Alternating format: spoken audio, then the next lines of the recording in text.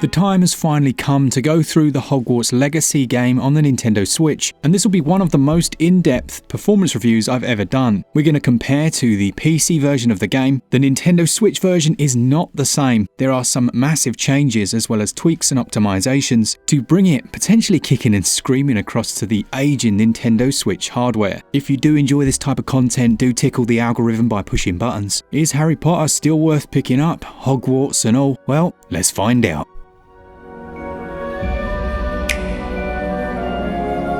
Straight away upon booting up the game, you will be asked to re-sign in to your Nintendo Online account. This is veiled as allowing you to download some of the freebies you're going to get, but you can actually back out of this. It will do it 2 or 3 times, but if you keep backing out, you can skip that login and carry on playing as normal. The Switch version has quite a few accessibility options, from camera shake to colorblind mode. You can also toggle the different types of aiming you can use, although you won't find gyroscopic controls. You can switch sticks to switch the left and right if you so choose, or tweak the dead zones and various sensitivities. It's nice to see so many options. There is a high contrast option, and slightly amusingly, there's actually an arachnophobia mode, so you can get rid of those giant spiders and replace them with less frightening enemies. From there, you're led to the character customization, which is as good as ever, although you do have to play someone without a beard, which upsets me greatly. Still, the creation of Markor Walkarius was as enjoyable as it was when I did it back on another platform. Visually, this is where things get really interesting. Now, clearly we're looking at dynamic resolution scaling with what looks to be heavy use of FSR or some equivalent AI upscaling technique. This can be seen in many different areas. While clearly the resolution is dropped on certain items, others, namely those in the background, actually show little to no aliasing, which can be in contrast to what's going on in the foreground. Having said this, you will see artifacting, including the telltale checkers on certain shadows, and resolution will struggle more in the larger areas. Particularly, I was interested to see what the open world would look like, and I'd say this is where it can take some of its biggest hits,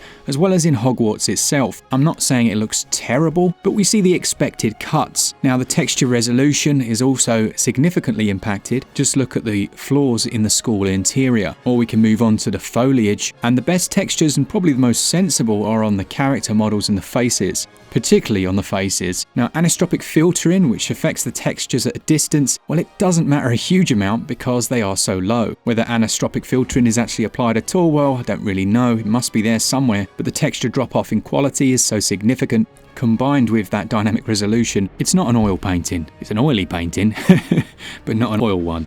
One area you probably will notice for most players, regardless of whether this is the first time you've played the game, it will be the hair. So the hair has a real difficult time staying at a low resolution while maintaining its anti-aliasing. It looks very pixelated. Thankfully, I don't have a great deal of hair, so my character looks alright, but anyone you come across, that's what you'll notice. Now, cutscenes actually fare far better. Within this, they're able to control every aspect, including what's shown in front of the camera and what's shown behind it, and in that way, really prioritize making things look as good as they possibly can. And particularly performance within cutscenes is also very good. Now, shadow resolution has taken a hit in every single area. Shadows cast that land upon the player from objects such as glasses, the maps of these are very low indeed.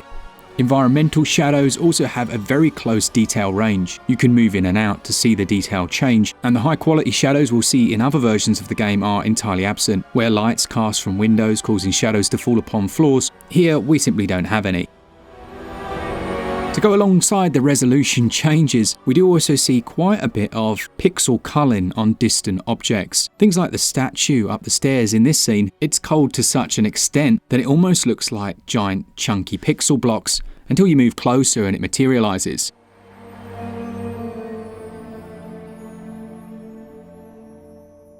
Now, I mentioned the faces and how they are much better in terms of their texture than the other items that you'll see in the world, and actually they're mainly saved by the animation. The same animation for facial animations as the other versions is here, and it looks really nice.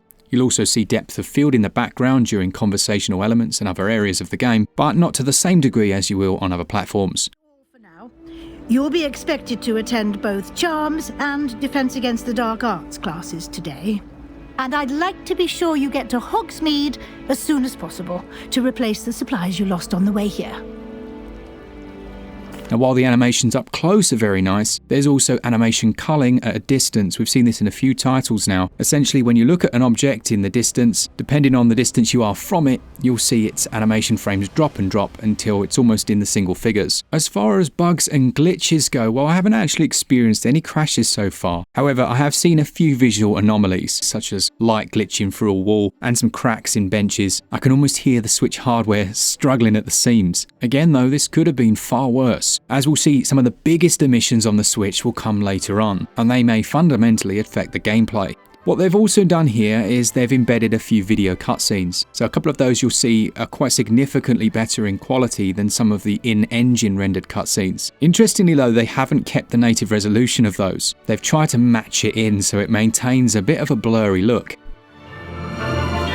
The lighting engine's taken a massive hit across the game, whether it's just in the outdoor environments or in Hogsmeade, the first town you visit. As we'll see when we look at the side-by-sides, the lighting engine, yeah, it has taken huge hits.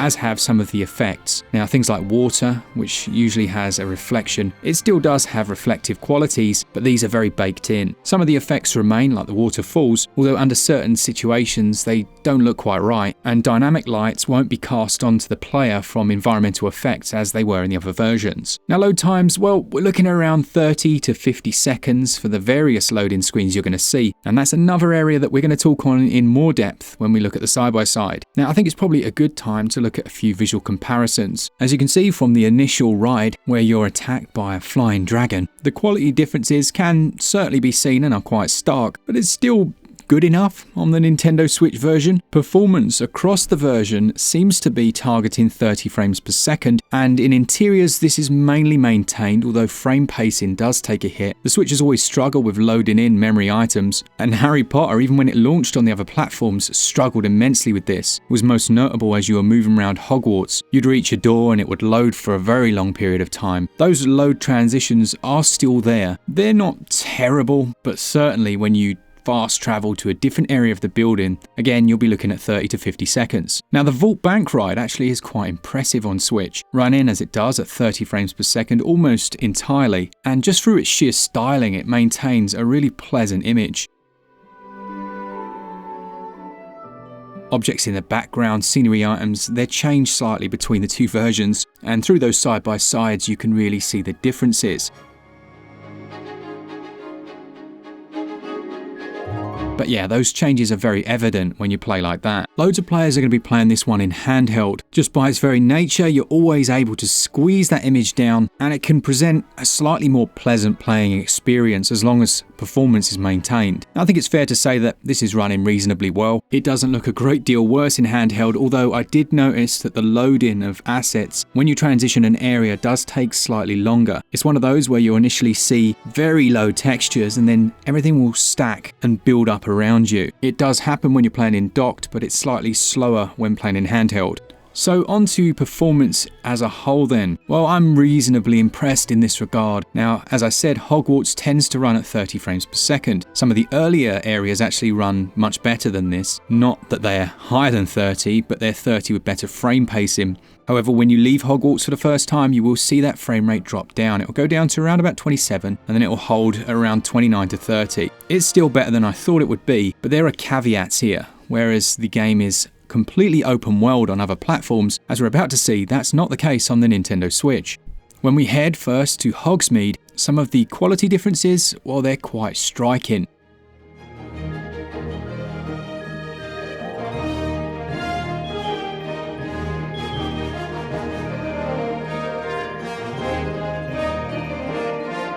Not only from the fact that there are clear visual changes with items of scenery being changed, and certain assets and characters just not there in the Switch version, when you actually enter Hogsmeade proper, or you're hit with a load screen. Yeah, it's not as open world as the original version. In fact, it's a series of interconnected loading areas. So you enter the large cities, you'll have to load to get into them. Once you're in the city of Hogsmeade, or the town of Hogsmeade, one of the most appealing things for me when I first played the game was just being able to look into shops and walk in through the door. That, unfortunately, is no longer the case. When you reach the door, you'll be greeted with the option of loading in. Then you'll have to wait, you guessed it, 30 to 50 seconds to load that interior. The interiors themselves are also very interesting. Due clearly to hardware limitations, what the developers have had to do is really strip out some of the environmental objects. Just take a look at some of the changes.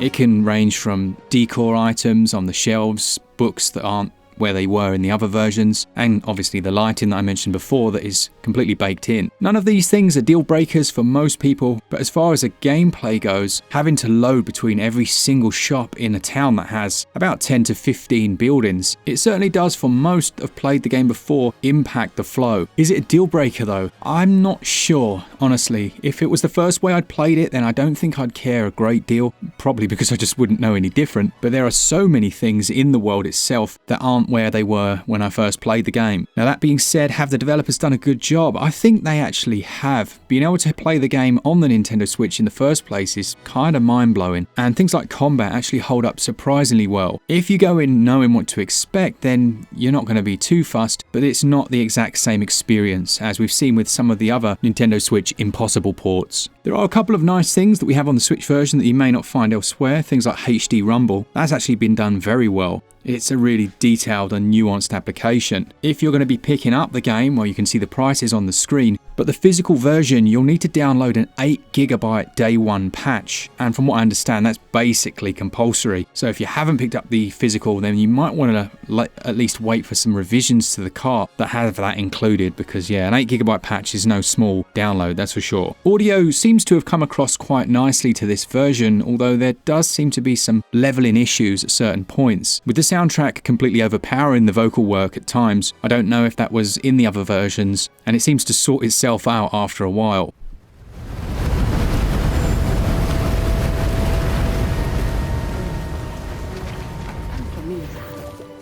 I'm getting used to things. What about you? Do you finally feel settled? Hogwarts Legacy as a game is absolutely fantastic, though I really enjoyed it originally. It's essentially a massive RPG. You create your character, beginning as a 5th year, and you undergo the naming ceremony, which decides which of the houses you're going to be a part of. From there, many of the core gameplay arcs remain the same, but you're often given choices as to which route you go down. Later in the game, there are attacks on enemy camps. You unlock the broom and can fly all over the place, and the combat, as I say, is very slick and fast, as well as learning new spells, which is done in a really clever way. There are hundreds of different side quests, and the world's filled with environmental secrets. So as a game, it's brilliant, and most of that experience is still intact here. As I always say, I would much rather a version like this that runs natively on the hardware than a cloud version any day of the week, and I have to salute them for that. I don't think this is nearly as bad as we saw with Mortal Kombat 1, so props to the team for that. In conclusion then, well, we've got Hogwarts Legacy on the Nintendo Switch. I'm reasonably impressed. I think there's been an incredible amount of work to get this to run at all on the Nintendo Switch. If it were the first and only place I'd played it, I don't think I'd be too disappointed, and the fact that it can maintain 30 most of the time is actually remarkable. And in a strange way, it kind of gives me hope for whatever Nintendo bring out next with the next hardware. The fact that you've got this running on such an old chipset at all, it encapsulates that element that, if you saw the recent Digital Foundry video where they looked at the potential chipset for the Switch 2 and said, oh, it can't run these certain things. Well, when you've got a developer specifically working on one piece of hardware, you can tweak and change your build massively, things that no player would really notice, to get it running in a much better way than we can if we just simply emulate. So yeah, it gives me some hope, that's for sure.